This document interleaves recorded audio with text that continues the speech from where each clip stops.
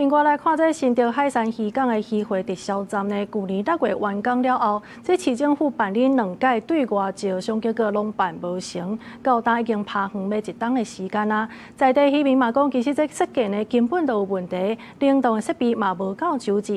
因為市政府是表示講，後手會針對這個問題趕緊來改善。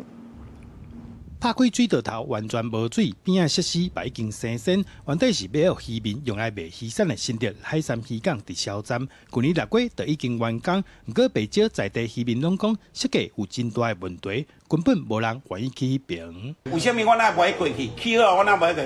啊，就是因為他當初的設計跟今嘛去的完全不一樣啊，他那邊屬於東北季風正面。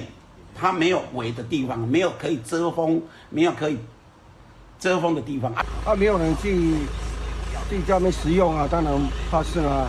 將近1年的時間哦，都沒有啟用，這非常的令人痛心哦。要善用現在被閒置的漁產直銷中心來做攤販以及市集還有活動的規劃。根據了解，這個建築攏總開5000萬預算，不過個完工了，根本卻無法度克服東北風甲冷凍設備等等的問題。市府對外招商2擺，攏無人來標。市府指出，stra去改善法律，強化相關設施條件，來提升業者的興趣，帶動漁港的經濟甲觀光發展。發現建物原設計未能克服西曬、東北季風等環境因素，且冷凍設備配置亦不足，支撐實際營運需求。本府另外辦理2次對外招商1流標，顯示建物功能確實需要調整。